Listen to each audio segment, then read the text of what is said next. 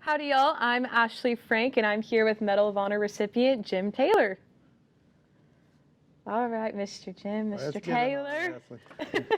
What does it mean to you personally to wear the Medal of Honor? I am just a custodian of this medal. I wear it in honor of every man and woman that has served, are serving, but like I mentioned earlier to you, that never came home to enjoy life as I do. So the medal is bigger than I am. It represents courage, sacrifice, selflessness, responsible citizenship, patriotism, and integrity. And it's all wrapped in one. And it's hard to describe the feeling when I go out and for example, like coming down the elevator this morning, this lady says, "What's that?" But anyway, it's a wonderful chance for me to go out there and perpetuate American and to maintain the legacy of this great medal. Yeah, I love the outlook you have on that. So with wearing the medal, what qualities do you believe are essential for someone to act with extraordinary valor in the face of danger?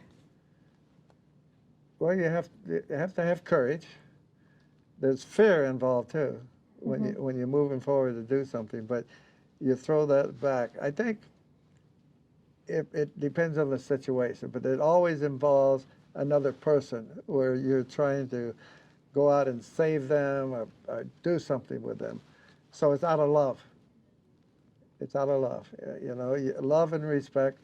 And what I did was out of love and respect. And as I trained these guys, I knew their wives and kids. And so when we left the States, I told their wives, I'm going to bring them home. Yeah. So can you describe to me the impact that receiving the Medal of Honor had on your life and career? Well, I was still in the military for a while, so I was in that, and then it had a little bit of impact in the military, because believe it or not, there's jealousy, you know. But I tried to avoid that. You know, I say, I'm Jim Taylor, okay? I wear this medal in honor of it, but I'm Jim Taylor, so don't give me no crap, all right? But yeah, and then when when I went to work for Lawrence Livermore National Laboratory after I retired, it was about 9 months after I was there, and my secretary came in and she had a newspaper article. And she said, "Jim, what is this?" So, you know, I'm just one of the guys. Yeah. Yeah. So you talked about love with the medal.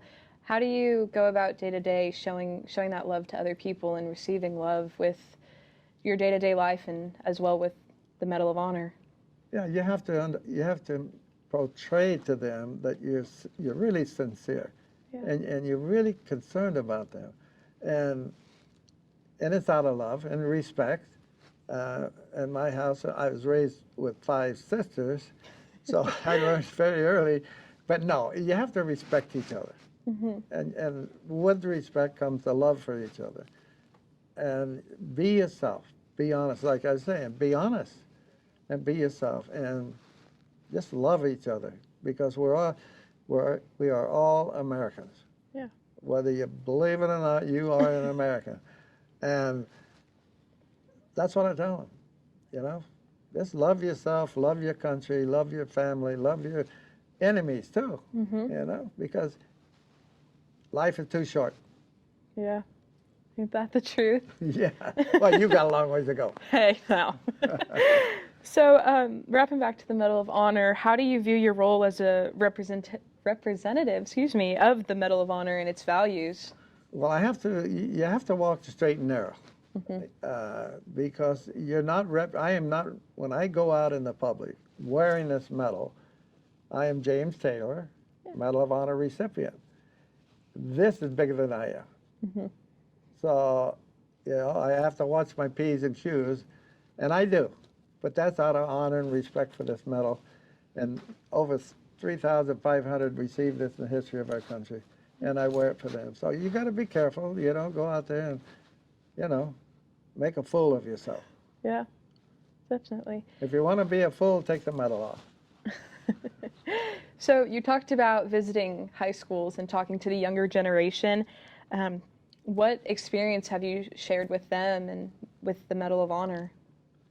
Well, basically, when they introduce us to the high school, they tell them about our actions of what we have done. And my goal when I go out and talk to the kids is to make sure they understand where they stand in life right now, today, and how they're going to get to the next step.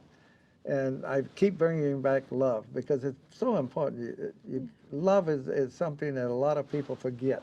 And respect everybody around you. And you can't walk the path of life all by yourself. Right. Sometime down the road, you might think you can, but you're going to find out you're going to fail. So my message is for them is set the goals early, have a dream, have a desire, and through determination, dedication, you're going to make it. Yeah. So my message to these young kids, I want them to be the best person they can be. Yeah, definitely. Have you had any of the kids from the high school or anyone that you've met come up to you and say something or tell you something that really had an impact on you? Yes. In fact, the young man yesterday, I forget the name of the high school, he came up and he wanted to talk about the state of this country. Oh, wow. And I've never had a student ask me about what I felt about this, the state of the country. So I told him, I said, after we finish, let's talk. And I was really surprised how much that young fella was involved in finding out about the country and how he and his family and others can improve it. Yeah. So that was wonderful. Yeah. Speaking about family, how do you think your actions and the medal's significance have influenced you and your family? How did it? How do you think your medal's significance has influenced your family? It didn't change me and my family. I was Jim, and that was it. And so it's no problem. It didn't change me and my family. Yeah. What advice would you give those speaking to embody the principles of courage and selflessness in their own town, in their own lives? Well, when you use those words, you have to mean it. You have to mean it. You just can't throw them out there. And so when you talk about courage, and the courage, there's many forms of courage. And it's the courage to take action to, when you see something out there that you know is definitely wrong, have the courage to step up and go out there and help resolve that. And that's what you got to do. Sacrifice. Be able to sacrifice yourself, your time, not only for your community, but for your country. Go out there and do something for your country. Yeah. Can you share any stories or sacrifices, like you were just saying, that from your military service has continued to guide you today? Well, well, the stuff that guides me today is my love of my country. Yeah. That's what guides me. And I'm really upset with people that don't love their country and they don't love that American flag, which thousands of people have died for yours and mine freedom. Every morning when I walk out the front door and I got my flag up there and I pause and say thank you. So I'd like to see everybody display the flag with love, and just don't go put it up and say, okay, walk away. Yeah. There's a meaning behind that great flag. I think that's going to stick with me, the pause and say thank you. Yes. Yeah. Everyone needs a good pause. That what, 2 minutes of your time? Right. Yeah. Just pause, say thank you, and walk with grace and love every day. That's true. That's the Jim Taylor way. So, do you maintain a connection with any of your former military connections or Medal of Honor recipients?